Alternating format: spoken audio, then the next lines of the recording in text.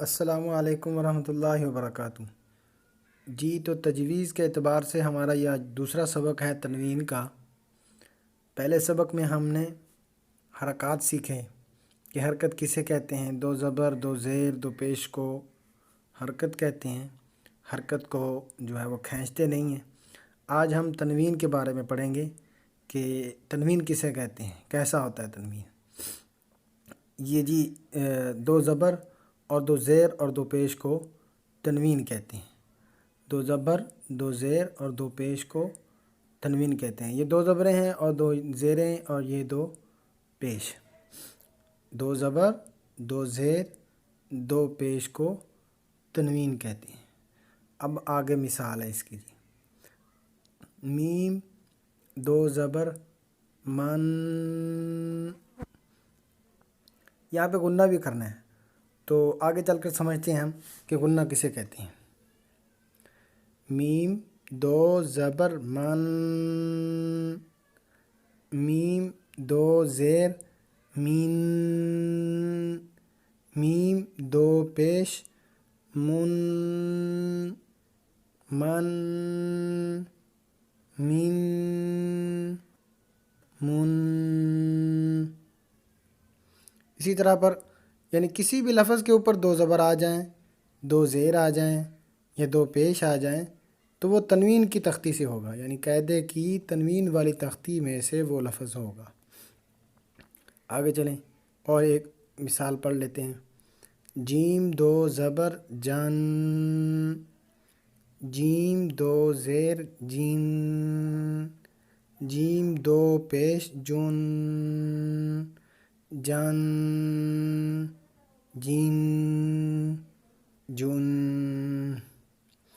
ہم نے جو اس کے اندر تنوین کے اندر غنہ کیا ہے، دیکھو من، یہ جو آخر میں نون کی آواز یعنی ناک میں جو آواز گھوم رہی ہے، اسے غنہ کہتے ہیں۔ تنوین میں غنہ ہوتا ہے۔ غنہ کسے کہتے ہیں؟ جی، ناک میں آواز گھمانے کو غنہ کہتے ہیں، یعنی ناک میں آواز کو لے جانا، ناک میں آواز کو چڑھانا یا ناک میں آواز کو گھمانا، ان سب کو غنہ کہتے ہیں۔ پھر اس غنے کی کتنی قسمیں ہیں، یعنی غنہ کہاں کہاں پر ہوتا ہے، کہاں کہاں پہ غنہ ہوتا ہے، غنے کی کتنی قسمیں ہیں، غنے کی کتنی قسمیں ہیں، غنے کی 5 قسمیں ہیں، یعنی 5 جگہ ایسی ہیں کہ جہاں پر یہ غنہ ہوگا، جہاں پر یہ ہمیشہ غنہ ہوگا، یعنی ناک میں ہمیں آواز جو ہے وہ گھمانی پڑے گی 5 جگہ پر ایسی۔ تو یہ غنے کی اقسام آ گئی۔ غنے کی 5 قسمیں۔ نمبر 1، نون مشدد۔ نمبر 1، نون مشدد، جیسے ان، دیکھو نون کے اوپر جو ہے وہ تشدید ہے، اس لیے یہ نون مشدد ہوگا، کیونکہ مشدد والے تشدید والے حرف کو مشدد کہتے ہیں، تو اس لیے نون مشدد پڑھا یہاں پر کہ ان، ناک میں آواز ہم نے یہاں پہ گھمانی، یعنی نون کے اوپر جب یہ تشدید آ جائے گی، چاہے اس کے اوپر کھڑی زبر آئے، چاہے اس کے اوپر زبر آئے، چاہے زیر آئے، کچھ بھی آ جائے، ہم نے اس نون کے اوپر پھر غنہ کرنا ہے، یعنی کہ ناک میں آواز کو گھمانا ہے۔ یہ پہلا غنہ ہو گیا۔ یعنی ہم وہ 5 قسمیں پڑھ رہے ہیں کہ جہاں پر غنہ ہوگا، ان 5 قسموں کے علاوہ کہیں پہ بھی غنہ نہیں ہوگا۔ ان 5 قسموں کو اگر ہم یاد کر لیتے ہیں تو پورے قرآن پاک میں جہاں پر بھی غنہ ہوگا وہ ہمیں پتہ چل جائے گا کہ یہاں پہ غنہ ہے یا نہیں ہے۔ اگر غنہ ہوگا تو وہ انہی 5 قسموں میں سے کوئی نہ کوئی ہوگا، اگر ان 5 قسموں میں سے کوئی جگہ نہیں ہے تو پھر ہم وہاں پہ غنہ نہیں کریں گے۔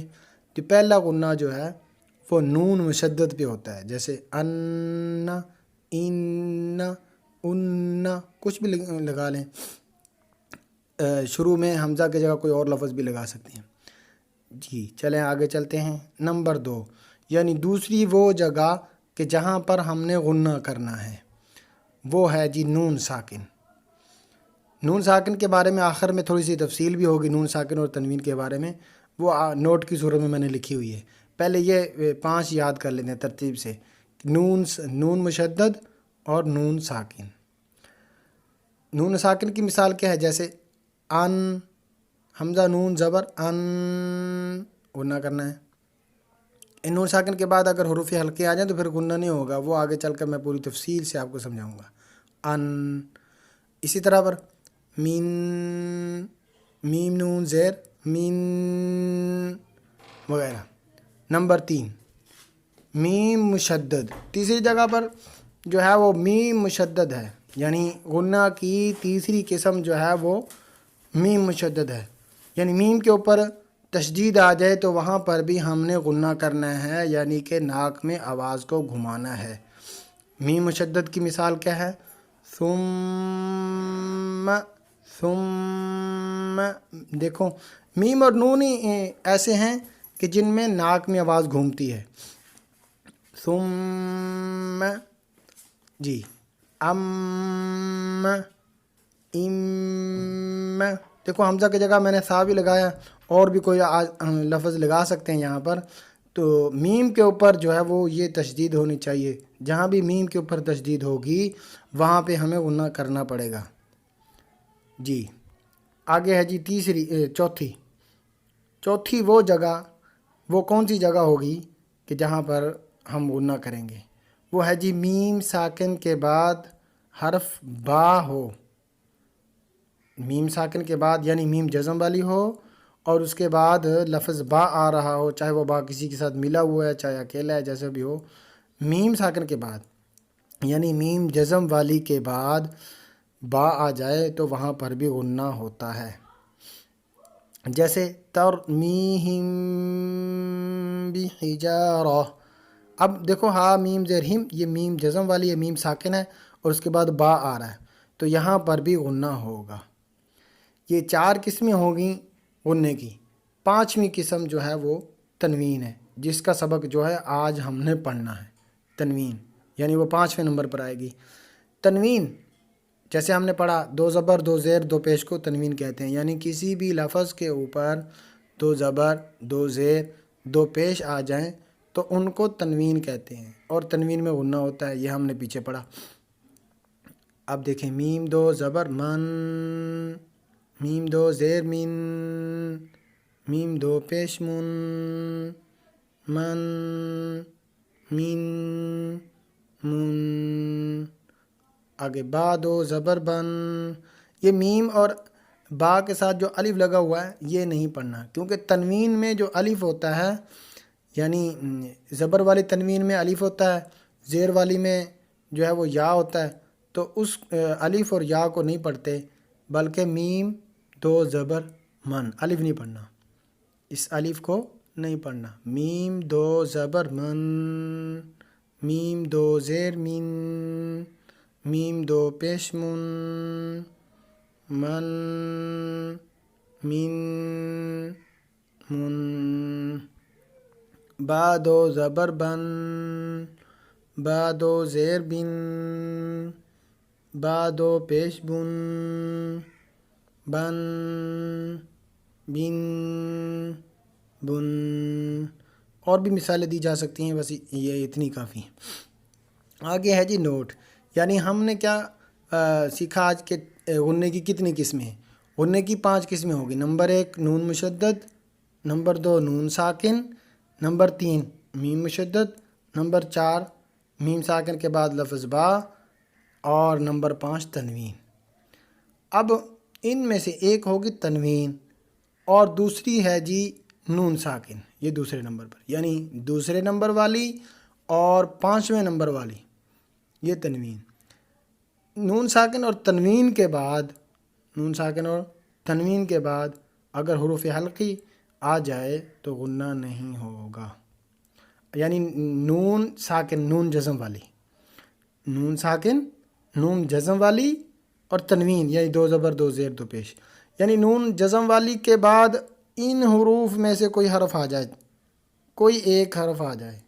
اسی طرح پر تنوین جو ہے یعنی 2 زبر جو ہیں 2 زیر ہیں 2 پیش ہیں، ان کے بعد بھی اگر ان میں سے کوئی لفظ آ جائے، حمزہ ہا عین ہا غین خا یہ حروف حلقی ہیں 6.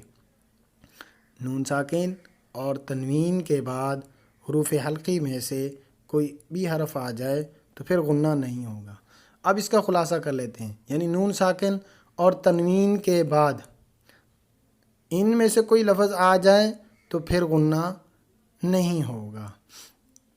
باقی جو تین ہیں ان پر برابر جو ہے وہ غنہ ہوتا رہے گا، یعنی ہمیشہ ان کے اوپر غنہ ہوگا، یعنی نون مشدد ہے تو اس کے اوپر ہمیشہ غنہ ہوگا، اور میم مشدد ہے تو اس پر بھی ہمیشہ ہی غنہ ہوگا، اور میم ساکن کے بعد با ہے تو اس پر بھی ہمیشہ غنہ ہوگا۔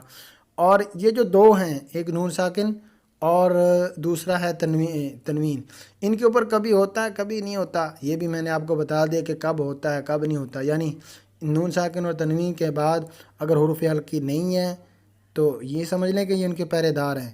ان کے بعد یعنی نون ساکن اور تنوین کے بعد حروف حلقی نہیں ہیں تو پھر آپ انہیں غنہ کرنا ہے، اور اگر نون ساکن اور تنوین کے بعد ان میں سے کوئی لفظ ہے تو پھر غنہ نہیں ہوگا۔ مثال کے طور پر ایک مثال میں دے دیتا ہوں کہ نون ساکن ہے، حمزہ نون زبر ان کے بعد اگر حمزہ آ جائے یا ہا آ جائے یا عین آ جائے یا ہا آ جائے یا غین آ جائے یا خا آ جائے، ان میں سے کوئی ایک لفظ آ جائے تو پھر نون ساکن جو ہے اس کے اوپر غنہ نہیں ہوگا۔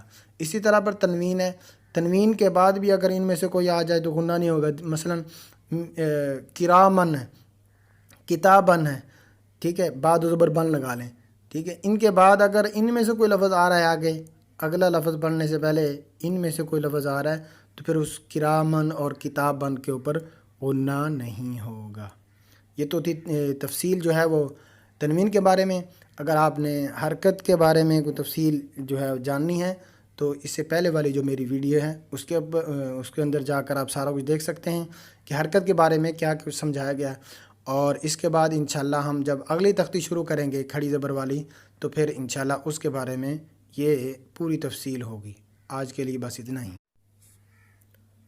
جی۔ تو تنوین کے بارے میں ہم نے تھوڑی سی تفصیل جو ابھی پڑھی، تو چلیں شروع کرتے ہیں، اس کی تختی جو ہے وہ پڑھنا شروع کرتے ہیں۔ تنوین کسے کہتے ہیں؟ دو زبر، دو زیر اور دو پیش کو تنوین کہتے ہیں۔ یہ دو زبر ہیں، یہ دو زیر ہیں اور یہ دو پیش ہیں۔ چلیں شروع کرتے ہیں۔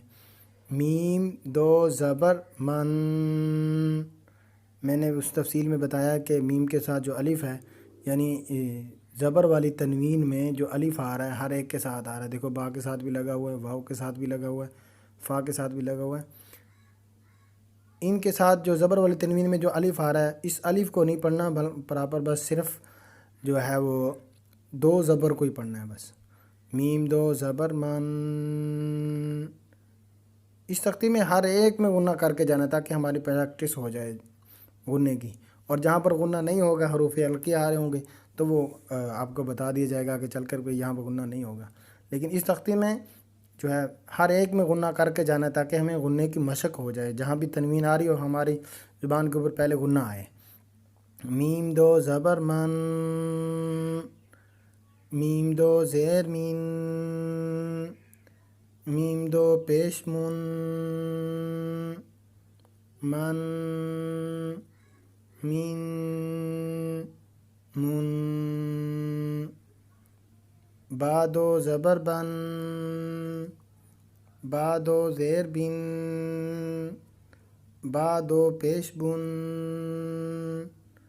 بن، بین، بن،